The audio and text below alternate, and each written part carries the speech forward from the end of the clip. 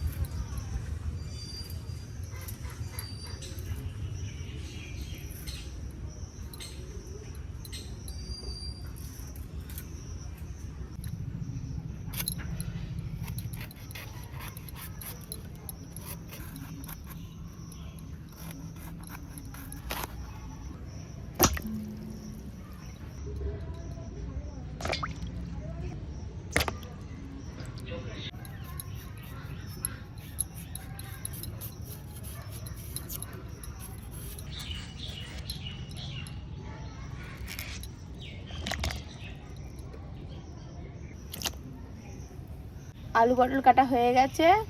এবার শুকনো কড়াইতে জিরে আর গরম মশলাগুলো আমি ভেজে নেব।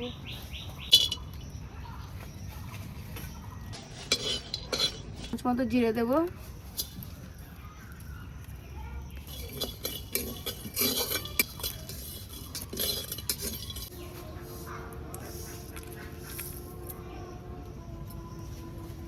এবার আলু পটলটা আমি ভেজে নেব।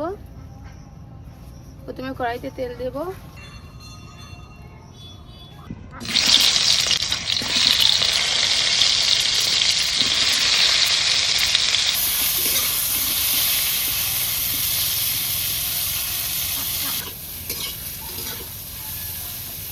পটল চিংড়ি বানাতে কি কি মশলা লাগে: আদা, রসুন, কাঁচা পাকা লঙ্কা, চালমগজ, ভেজে রাখা জিরে আর গরম মশলা।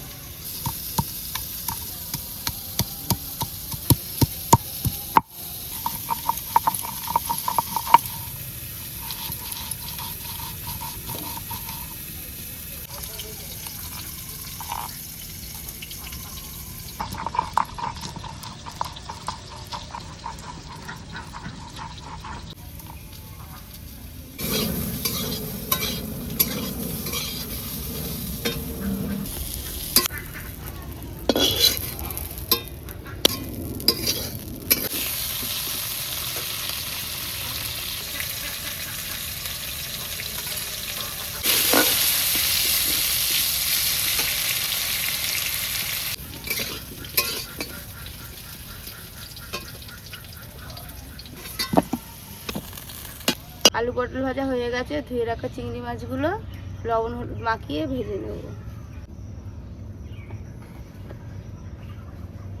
অল্প করে লবণ দেব,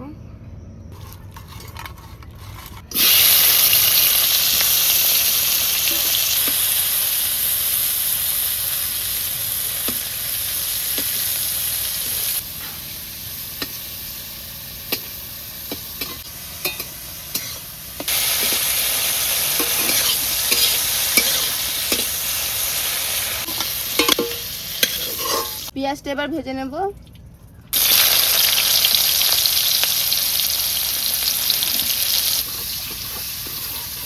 ভেজে রাখা আলু পটলটা এবার দিয়ে নেব।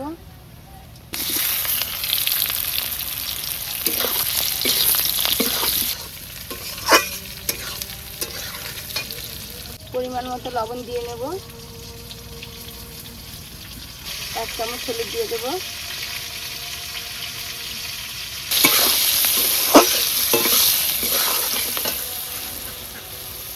মশলাটা দিয়ে দেব।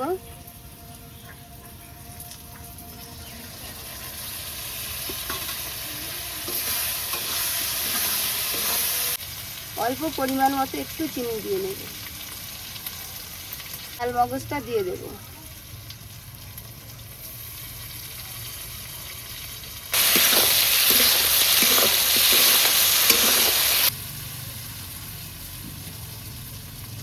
আলু পটল কষানো আমার হয়ে গেছে। এবার আমি জল দিয়ে দেবো।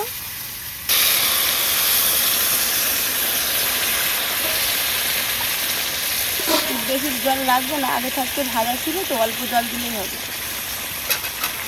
এবার আমি 5 মিনিট ঢাকা দিয়ে রেখে দেবো।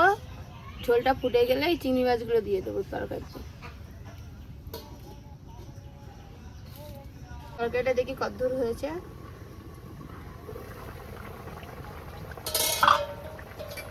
হ্যাঁ, ফুটে গেছে ঝোল আলুটা। এবার ভেজে রাখা চিংড়ি মাছগুলো আমি দিয়ে দেবো পটলের মধ্যে।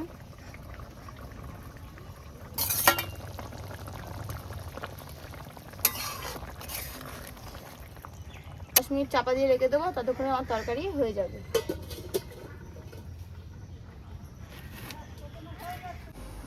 বন্ধুরা দেখি কতদূর হলো। হ্যাঁ, আমার পটল চিংড়ি রেডি হয়ে গেছে।